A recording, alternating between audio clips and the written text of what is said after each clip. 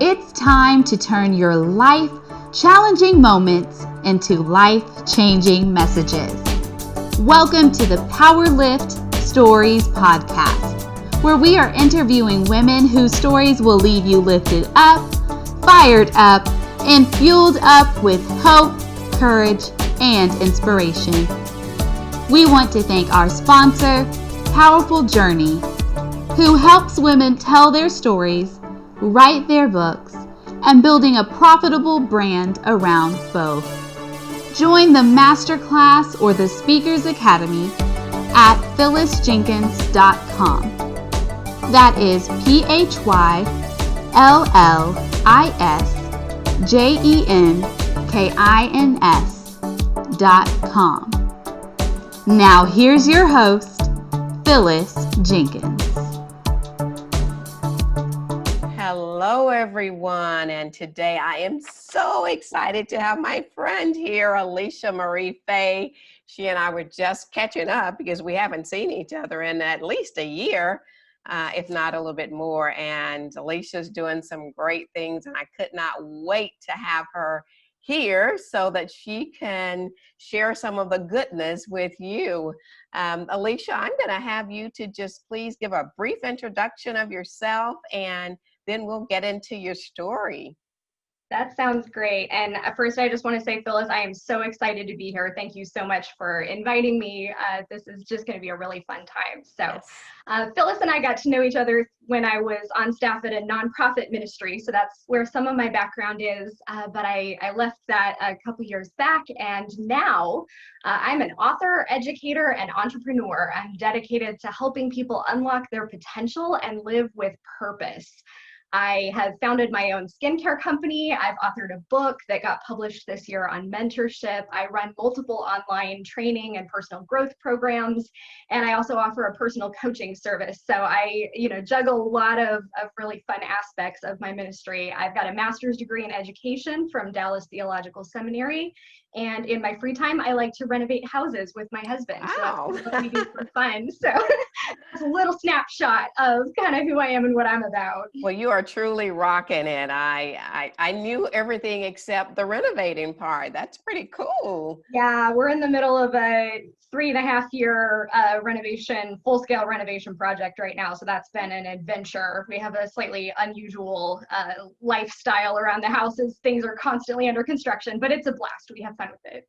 That is absolutely wonderful. Well, I am excited about all the things that you have going on right now, and especially your Be More challenge, which we'll talk a little bit more about that in a few minutes. But before you share your story, if you were to give your story a title, what title would you give it? I love that question, by the way. You sent me a couple of questions to kind of get myself thinking, and I was looking over those in preparation for this time, and I had to think just a little bit, but what really stood out to me, and so if I had to put a label on it right now, it would be passion out of pain. I think there is something so key to my story that is the recognition that the pain that I've gone through has been transformed into the passion that fuels just literally everything I do now. Wow, how great is that? And that's a great leeway into sharing your story, please. Absolutely. So, I think we all have stories, and there are many stories that I could tell, many, traumas even that I've been through in my life, but I think a lot of us do have one story that stands out. And I will say, of all the stories that I can tell and all the different messages that I truly believe God has given me in different aspects, I've come to really recognize that there's one story in particular from my life that is definitive, not necessarily just because of how difficult and how traumatic it was, but because it defined the way that I look at life in a new way. It really shaped who I've become and how I've gotten to where I am today. So I'll tell you that story, and it's a long one, so rein me in if I get off track. I'm a storyteller. I was a lit major in college, so you gotta watch me sometimes. But this story for me starts when I was 19 years old. I was a sophomore in college.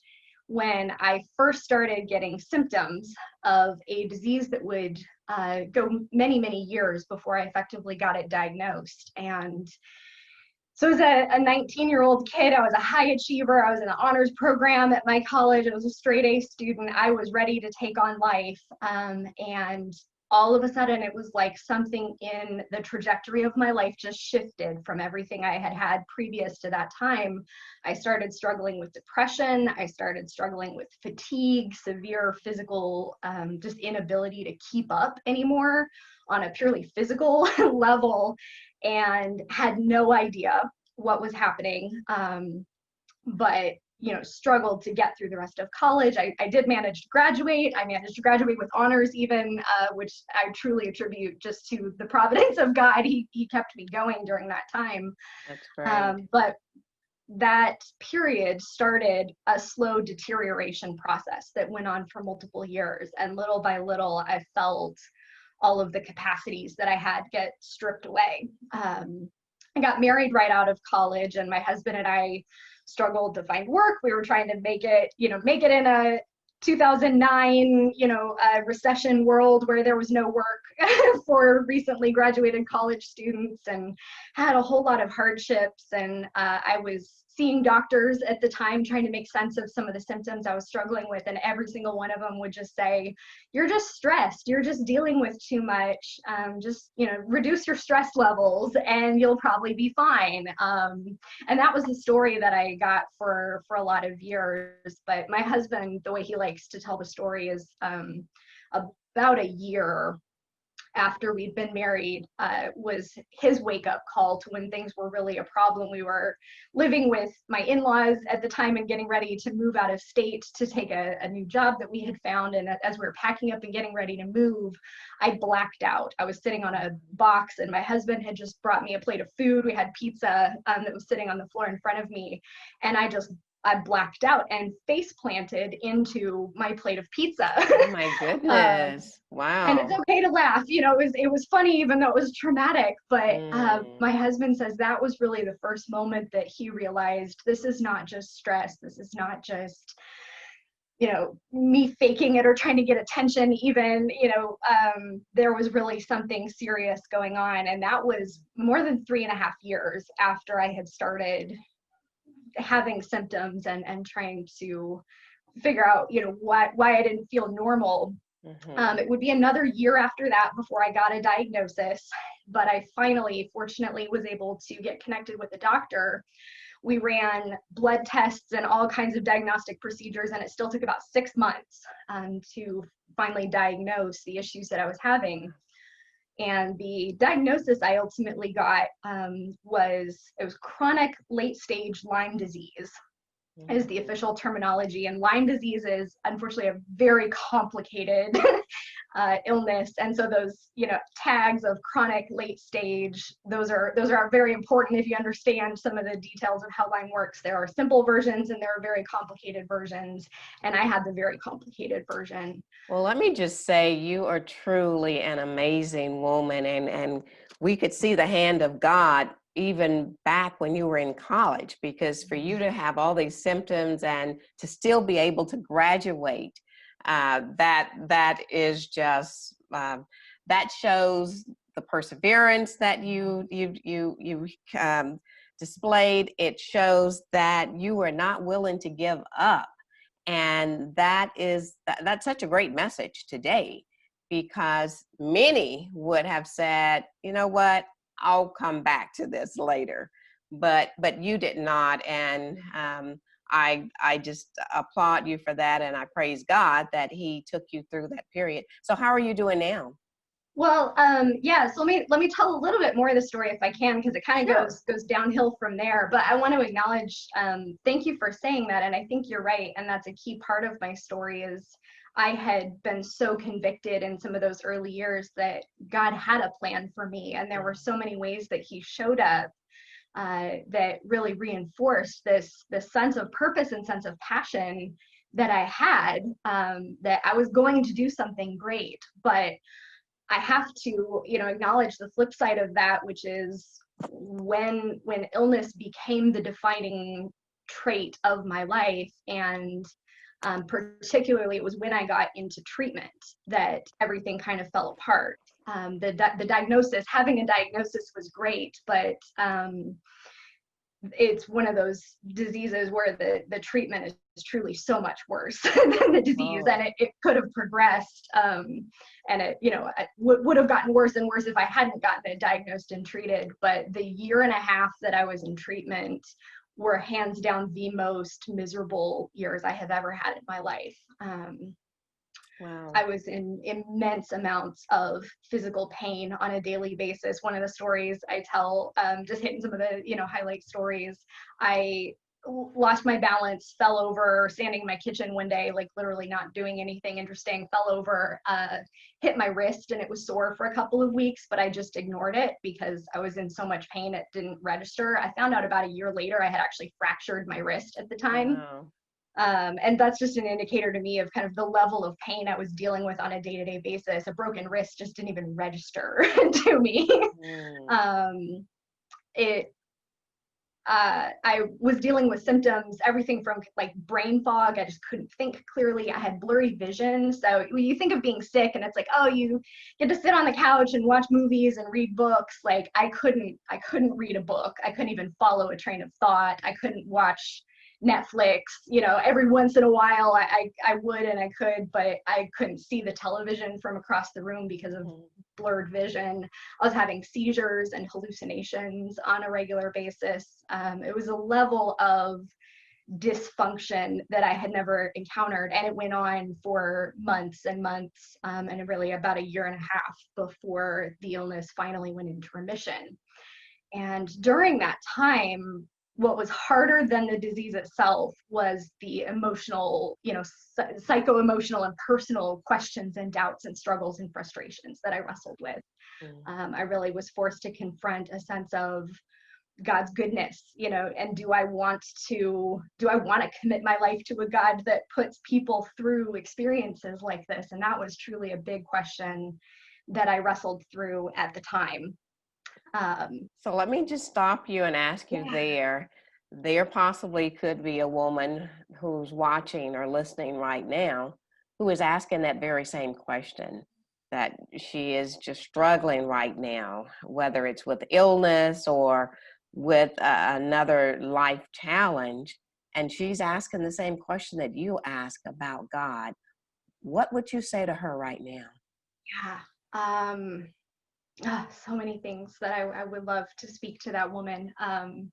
I think the main thing is I would tell the story of how I confronted that issue. And I'll tell the short version because I know we don't have all day, but in the midst of wrestling with a lot of these issues, there was one evening in particular, and it was a Good Friday, and praise the Lord, happened to be a day when I was feeling a little bit better, and in that season, anytime that I felt up for anything, especially going to church, that was something that my husband and I tried really hard to do, whenever possible. And so for the short 45-minute Good Friday service, I managed to be able to get up and get dressed and get out of the house. And I don't remember hardly anything about the service other than I remember there was a lot of music, and one of the songs that was sung was the great old hymn, When I Survey the Wondrous Cross on which the Prince of Glory died. And the song, people probably know it, it's been around for ages, but it paints this just devastatingly beautiful picture of a Savior hanging on the cross, and the pain that he endured and the brokenness that he experienced, and the fact that he did it to redeem broken people. And that song hit me in a big way, thinking about the suffering that he had endured and the process that he went through. And that the last line of the song says, love so amazing, love so divine. I like to say, love that amazing, love that is that divine, deserves my soul, my life, my all. Wow. And that was the phrase that pierced me to my core and sparked in me. It was the catalyst for, I can't say like in that moment all my doubts went away and everything was fine. Mm-hmm. It was, months of wrestling and working through this in my own heart after that. But that really was the moment that catalyzed the realization in my heart that if I believe that the Son of God volunteered to come to earth and suffer an incomprehensible suffering, and that he did that out of love for me, he has earned the right to own my life. He has bought me, literally. He's bought out the shares of my life and any stake that I had in getting to make decisions about what I deserve or what I should have or what I'm going to do. He bought that. He paid full price for me, and now I'm his. And that was just kind of the bottom line for me. Wow. Wow. How beautifully stated. How beautifully stated. Well, I know that you are doing some amazing things right now. So let's jump right on over into some of the programs and especially the Be More challenge that you're doing. So if you would just share with our listeners. Absolutely. And I truly had a fun time thinking to myself as I was getting ready to come to do this interview of piecing together how my life challenging moment has turned into my life changing message. And it was amazing to me to realize the level of connectivity, just truly I do a lot of things right now. You can tell from my resume, and that just scratches the surface. I do a lot, and every single piece of it, as I thought through it, I was able to tie back into a way that God shaped me and a passion that he instilled in me through those painful experiences. One of the big things, of course, is the skincare company that I run. So I'll mention that quickly. As part of my illness, one of the big problems that I had was I had terrible skin issues, and your skin is actually one of the mechanisms that your body uses to eliminate toxic waste and stuff that builds up that's not supposed to be in there. And when you're struggling with a severe chronic system-wide illness, there's a whole lot of toxic waste that gets produced. And so my skin was just trashed. I couldn't use anything with chemicals or additives, or I was, breaking out in rashes anytime I put something on my skin. And so I started doing some research on how does skin get healthy? How can I make my skin do its elimination process more effectively? Because I was desperate out of my own need. And I ended up kind of inventing this line of skincare products and, tweaked them over the years as I learned more and more about skincare, and completely unexpected, but God used that and turned it into a company. And so now I sell them online. We have a website you can order from. And that's one of the big pieces of what I do now. And I will tell you that I have used the products, and they are absolutely wonderful. It's so funny, Alicia. I am not a coffee drinker, but I love the smell of coffee. And so when I was using the products, I just thought, oh, this smells so great. So. It's pretty fabulous. And since I didn't mention this, I'll throw this in there for those that don't know. One of the selling points of these products is coffee is an active ingredient in every one of my products. And it's because in some of that research that I did about what helps skin just work better, coffee is a fabulous tool for getting your skin stimulated to be able to do its work more effectively and stay healthier. So I think that's fascinating, and I'm so glad that you've had a good experience with them. I've been amazed. People just love them, and it started truly in my kitchen, just trying to come up with something to meet my own needs. And I think that's a beautiful example. Before we move on, and this will be in the show notes, of course, but tell the name of the product and how they can get it. Yeah, absolutely. So the name of the company is Awaken Natural Skincare, and the best way to get it is just to go to the website, which is awakenskin.care. And you can order all the products online. I'll ship them right to you. You can read more about the story and what all the products are like on the website. And I think that's just such an amazing thing that you did, in that you needed something to help your skin, and now it's there to help everyone.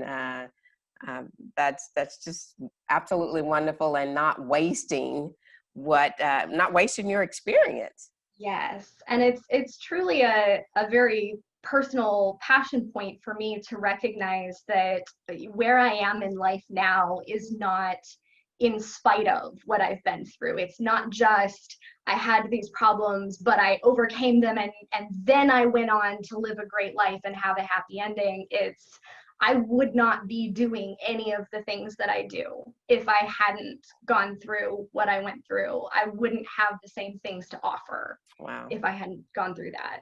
That's great. That's great. So what else? So yeah, let's tell you about some of the other stuff I have going on. I'll focus on the Be More challenge. That's my big passion right now. I'm so excited. This is a new thing that I launched just this year. The best way I can think to describe what the Be More challenge is it's an online virtual community of people devoted to personal growth and unlocking their potential. So there's a Facebook group that people join. We engage with one another. I do weekly training sessions, all of which are geared towards just helping people discover their passion, their potential, the things that they are made for, helping them embrace and live in that. We cover topics from overcoming limiting beliefs to fostering healthier relationships to discovering your identity, and everything in between. Right now, I'll add a little side pitch. Right now, we are at the early week or so of a special mini series that I chose to do, particularly because of just the need that I knew some of the members in this community are experiencing. And then, of course, the community at large, which is the topic of navigating unemployment. Yes. And the topic of this mini-series is crushing unemployment like a boss. I love that. How did you come up with that title? Titles are one of my favorite things to come up with, to be honest. I think I in a lot of my projects, I have a title long before I know what it's going to come up with. And this was actually one of those things. It was a title that just kind of pieced together. But one of the big reasons why I love the title is the like a boss piece, because the way that I've structured the whole course is it's using leadership and management techniques. I have my master's degree in leadership and education, and it's using the structure that a business owner would take and apply to starting a small business and managing their company, but applied to the process of unemployment and the kinds of specific struggles that are faced during that time. So it's how to crush employment, or how to crush unemployment, but how to do it like a boss and owning the role of being in charge of your position in unemployment and finding a new job. Well, I love that, especially now with the pandemic going on and so many people are unemployed right now. So I know that you have many steps that you are taking them through, but what would you say right now? What steps would you share with our listeners who definitely need this, who are finding themselves unemployed right now? Yeah. Gosh, there's so much I could say. And the best thing I could say is step one is go sign up for this series and come watch the course, because it's simple. It's 30-minute sessions once a week. But I really think if I had to kind of consolidate it into here's the single most important thing you need to do, it would be recognizing that you're not powerless. And I think that really is a big part of number one, why unemployment is hard, is it feels like your power and all the stabilizing factors and the things that we base our security in what we do and what our position is and the paychecks that we get, frankly, and when all of that gets stripped away, it feels very disillusioning. It makes us feel powerless, and compounding that with a global pandemic and kids being home and things that are so not normal, it feels like things are so out of our control, but they're not. And I think that's kind of the main message that I'll then say connects back to my experience. I experienced such a profound season of powerlessness and losing hope, frankly, and giving up on my purpose, the belief of what I could be. So I know what it feels like in the deepest possible sense. And that's exactly why I'm so passionate now about helping people recognize you're not the God of the universe. Not everything is within your control, but we are not powerless. We are made to bring ourselves into the world, and with just a little bit of intentionality and some helpful guidelines, we can own this life and rock it and crush it. Absolutely, absolutely. And that's what this podcast is all about. It is women like yourself who have turned life challenging moments into life changing messages. And your course is certainly one of the ways that that your message is getting out to bring hope and encouragement and inspiration to others. As we close this interview, before I have you to share with them more about the course, which is a free course, correct? Yes, it is. Yes, which is great. I'm doing kind of the pilot program for free, and if you miss it, you can get it again later, but you'll have to pay for it in the future. So the key to that is go on and jump in and get it now while it's a pilot program. And I've listened to it, and it is absolutely wonderful. But one of the things that you shared was the acronym BEST of starting the day with your best. So if you could just share those steps with us, please. Yes, absolutely. So I feel like I need to acknowledge, I borrowed the concept of this from other people who have similar programs, and one in particular is called the Miracle Morning by Hal Elrod, which is a fantastic thing. He has something like 7 different steps that he starts out every morning with, and they're fabulous. It's great advice. 7 was too many for me, so I had to consolidate it. But I really think there is something very powerful in showing up in your day from the very first moment. And I'm not a routine oriented person, and so I have to be really intentional to kind of carve out time to do specific things to keep myself on track. And so this was just the simple, easy way that I found to help keep myself in the right mindset as I start off my day. And so now I literally do this pretty much every single morning. And I call it my way to have the best morning. I'm using this acronym BEST. So I'll try to go through it quickly. The B stands for, start with a beverage. For me, this is a cup of coffee.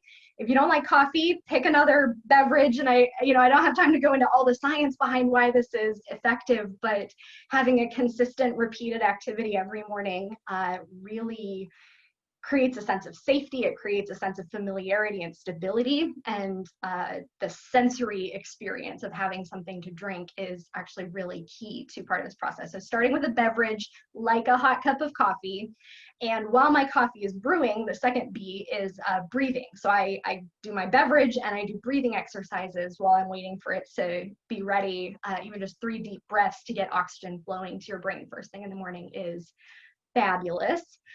So that's B. E is the second one, which is eliminate electronics. Even if it's just for a couple of minutes, put away your phone, step away from your computer, get away from any notifications. And some of that is for the purpose of, not being distracted and being able to carve out some time.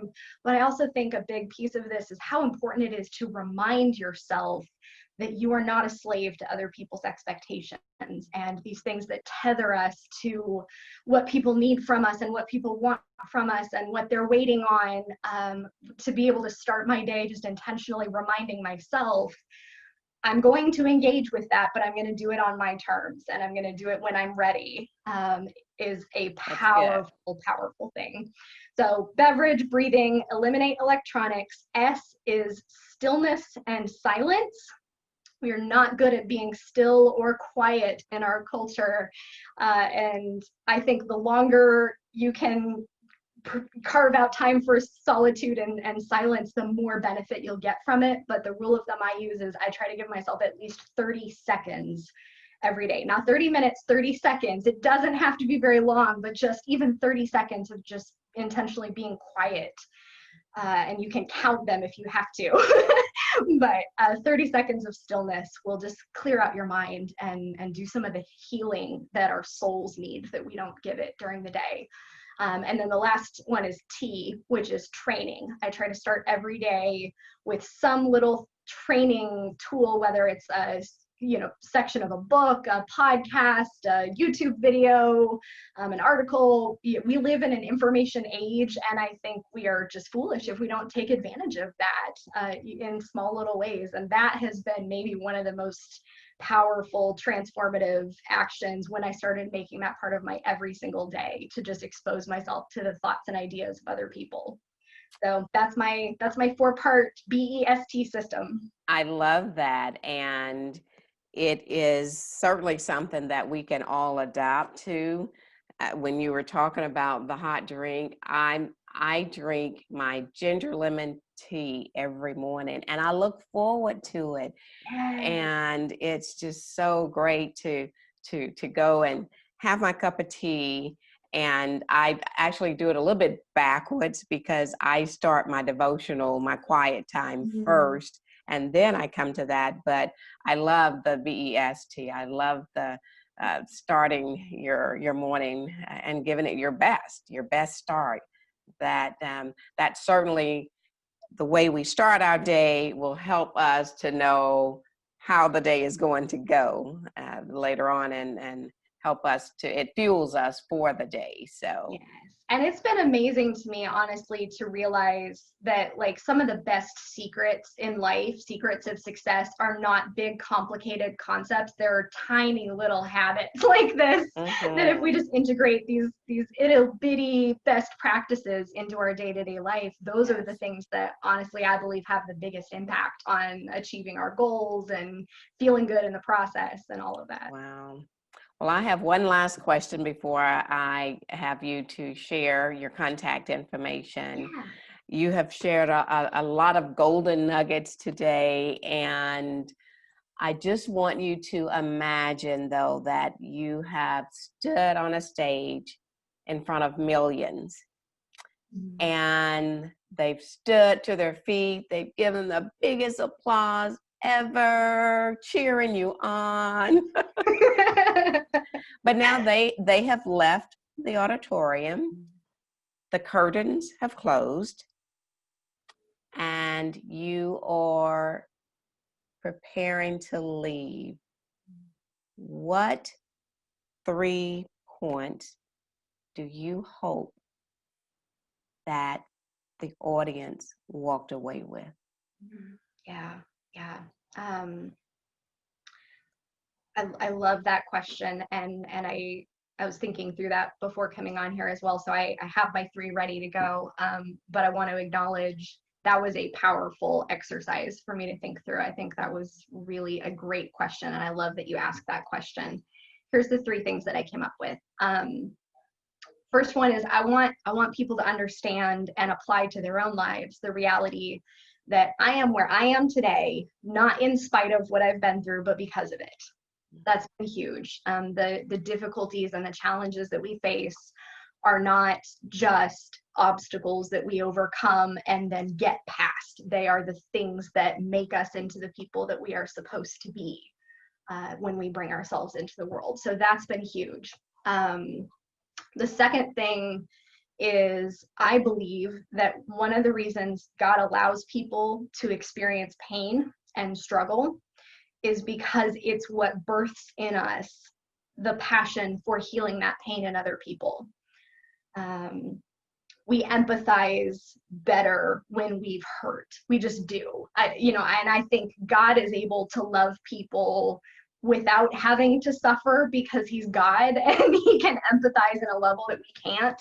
I think by and large, we as humans, we have to go through the pain ourselves for us to really comprehend how much we care about the people who are feeling that similar pain. And I think that's a big part of why God allows us to endure struggles. It is a big part, and not only that, it also that person that thinks they are the only one that's dealing with that they are alone going through that, when they can relate to your story and to see how you have been victorious and God brought you out of it, then it certainly helps to bring hope and encouragement to them. And that's one of the things I always share in the Powerful Journey Speakers Academy and the masterclass is don't sit on your story. Yes. Go and share it, because the lessons that you've learned and that you've overcome becomes the tools in someone else's survival kit. And we need to know that we're not alone, that somebody else has gone through what we're going through right now. Yes. So you have one last point. Yes, I do.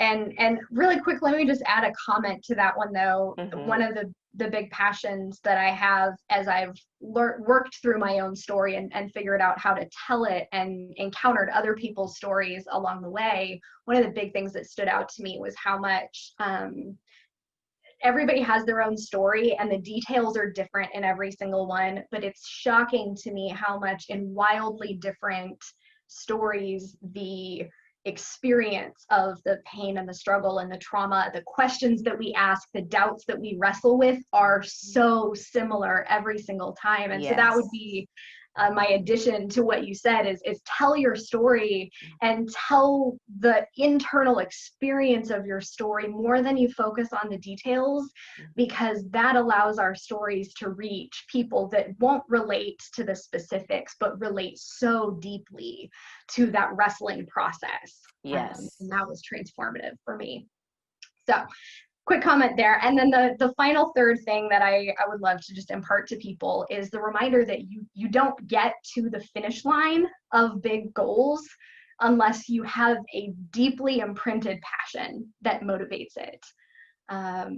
Passion is the fuel that goes in the gas tank of our life. And I can say from many, many experiences, starting a company, getting a book published, creating my own courses, these are not easy things. And there are a lot of things about them that I love, but there are a lot of days that are really difficult along the way. And I know for certain that what kept me going and got me across the finish line was the passion that came out of the struggles and the pain and the questions that I was asking, and the fact that I would work so hard to make sure other people don't have to do that on their own in the way that I felt like I did in a lot of cases. And so leveraging the pain that we have and the struggles that we've faced and the passion that has been birthed in us out of that is what is going to get you to the finish line of your goals. Absolutely. And I must say that once we find that passion out of that pain, it indeed leads us to our purpose.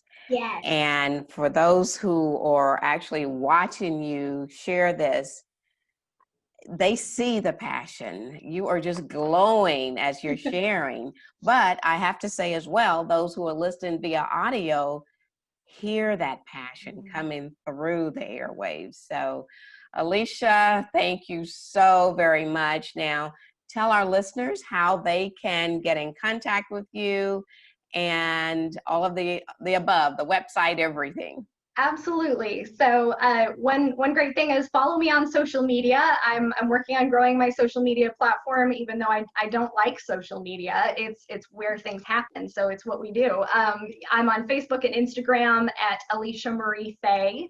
I'm on Facebook a lot more than Instagram. So hang in there, you Instagram people. I'm actually meeting with someone later today who's going to help me get my Instagram account under control, because I really just don't like Instagram, but it's going to get better. So social media at Alicia Marie Fay. And then for the vast majority, any of the things that we've talked about, if you want to buy my book, if you want to sign up for the Be More Challenge, if you want to get connected to the Crushing Unemployment course, if you want to get personal coaching from me, pretty much everything we've done is accessible from my website, which is aliciamariefay.com. So that would be my kind of one-stop shop resource. There's even a link to the skincare website from there as well, which is awakenskin.care. Wonderful. And we will have all of that in our show notes so that they don't miss a beat when trying to connect with you. I want to thank everyone for listening, but also want to invite you to jump into the challenge that Alicia has going on right now, and the free course that is so filled with nuggets that you can benefit from in such a great way. So Alicia, again, thank you. It's so great to see you again. And I'm sure eventually I will have you back on. I would love that, and I would love to have you as a guest on my challenge at some point too. I do guest speakers, so we'll be in touch for sure. Look forward to that. Thank you again, and everyone have a powerful day. Thank you for joining us today. If you are interested in being on the show, go to phyllisjenkins.com. You can also sign up for the Powerful Journey Masterclass or the Speakers Academy at phyllisjenkins.com.